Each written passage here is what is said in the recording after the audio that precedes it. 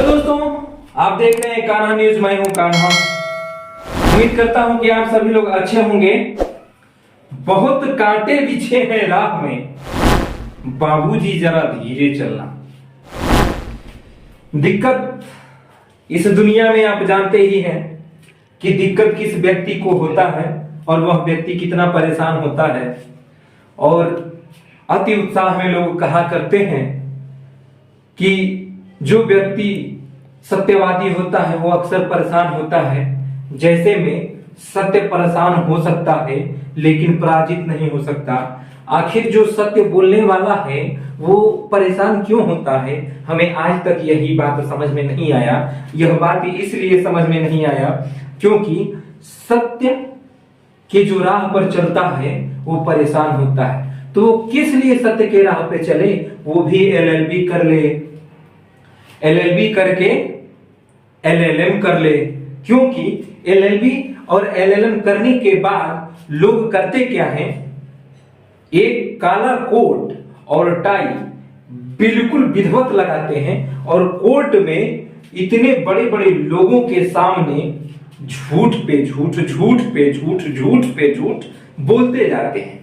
और झूठ बोलने वाला अक्सर अपने देश के भीतर दिमागदार के श्रेणी में आता है। सोचने वाली तो बात यह है कि जो व्यक्ति झूठ बोलता है वो दिमागदार के श्रेणी में आता है। अब वही व्यक्ति जो सच बोलता है उस जगह पे वो पागल घोषित कर दिया जाता है, इसलिए क्योंकि उसके पास दिमाग नहीं होता है। बात कहां आती है, जो हमारा न्यायालय है, जो न्यायालय रूप में जो मंदिर दिया गया है उसमें एक जज बैठते हैं जो भगवान के श्रेणी में आते हैं। उनको हर एक बात पता होता है कि कौन झूठ और कौन सत्य वचन बोल रहा है, सत्य वचन। इसलिए हम कहते हैं कि बहुत कांटे बिछे हैं राह में, बहुत उल्फत है राह में, बाबूजी जरा धीरे चलना। इसलिए क्योंकि जज साहब वहां पे बैठे रहते हैं, जो एलएलबी और एलएलएम किए हुए हमारे जो दो सदस्य होते हैं, एक झूठ के लिए लड़ता है और दूसरा सत्य के लिए लड़ता है। अब वहां पे जज साहब बैठे कंफ्यूज रहते हैं कि ये झूठ बोल रहा है या ये झूठ बोल रहा है, ये सच बोल रहा है या ये सच बोल रहा है, वो कंफ्यूज हो जाते हैं। इसलिए गरीबों के ऊपर तारीख पे तारीख, तारीख पे तारीख, तारीख पे तारीख पड़ता रहता है। ठीक उसी प्रकार मनीष कश्यप जो पत्रकार हैं उनके ऊपर तारीख पे तारीख, तारीख पे तारीख, रिमांड पे रिमांड, रिमांड पे रिमांड, जिसके लिए बिहार बंद हो गया। तभी हमारे जितने भी प्रशासन कर्मी हैं उन लोगों को समझ में नहीं आया कि आखिर इस शख्स में ऐसा क्या खासियत है जिसके लिए पूरा बिहार बंद हो गया, लेकिन फिर भी रिमांड पे रिमांड, रिमांड पे रिमांड, झूठ पे झूठ, झूठ पे झूठ बोला जा रहा है। मनीष कश्यप एक ऐसा आदमी है, ऐसा आदमी है जिसको फांसी हो जानी चाहिए, उसका तो बीच चौराहे पे इनकाउंटर हो जाना चाहिए। इतना वो बड़ा देशद्रोही, देशद्रोही अगर बोले तो देशद्रोही किस प्रकार का है, अपने देश के भीतर लगता है जैसे परमाणु बम मार देता है। क्योंकि आखिर वो देशद्रोही के श्रेणी में लोग उसको चुन लिए हैं, लेकिन कुछ ही लोग उसको ऐसे चुन लिए हैं जिसका नाम मनीष कश्यप है। कुछ ही लोग जो कंपटीटर हैं वही कहते हैं कि मनीष कश्यप ऐसा आदमी है।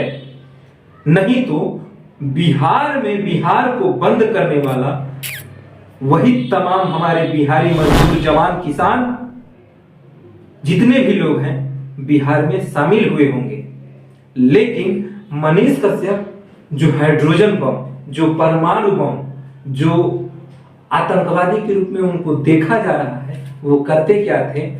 और एक बात बता दूं कि सारे मीडिया कर्मी उनके साथ हैं और जब तक नहीं आएंगे लोग उनके ऊपर वीडियो बनाते रहेंगे। इतना बनाएंगे, इतना बनाएंगे कि यूट्यूब देख देख करके उनके नाम से पागल हो जाएगा। ये बात है। बताने वाले ये हैं कि वो बहुत बड़ा आतंकवादी कैसे बने, दिक्कत ये है, सबसे पहले वो गरीबों का मदद करते हैं। जितने भी गरीब श्रेणी में जो लोग आते हैं उनका वो मदद किया करते हैं।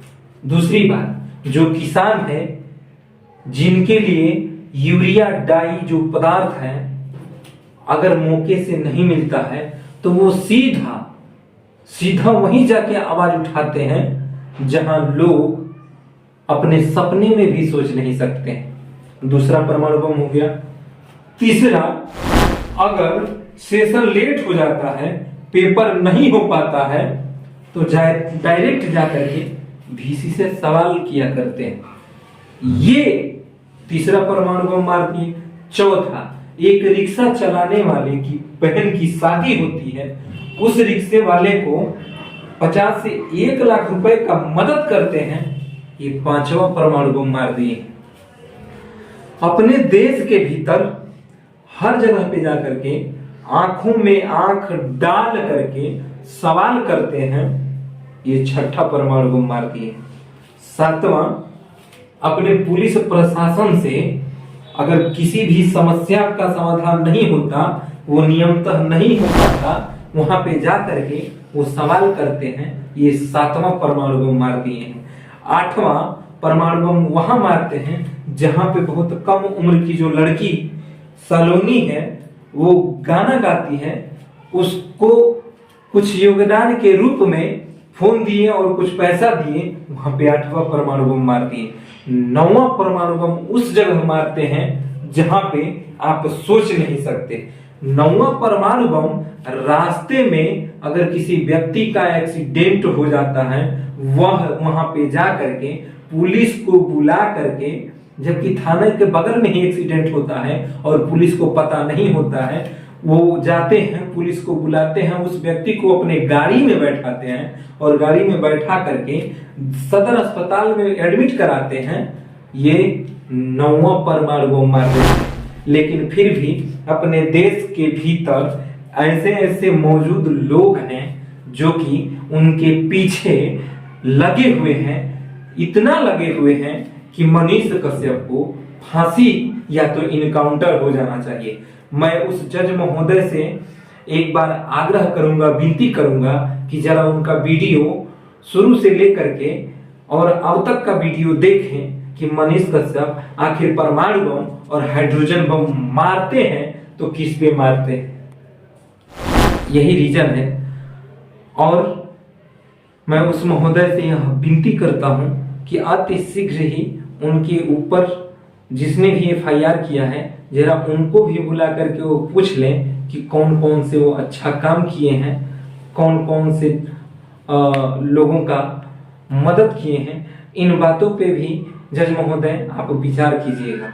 उसके बाद हमारे जो मनीष कश्यप जी हैं, जो पत्रकार नहीं, कुछ ऐसे पत्रकार हैं जो कहते हैं कि वो ब्लॉगर हैं, यूट्यूबर हैं, पत्रकार नहीं हैं, तो हम उन लोगों से कह देना चाहता हूं कि आपकी जो पत्रकारिता है वो बिहार के लोगों को काम नहीं आता है।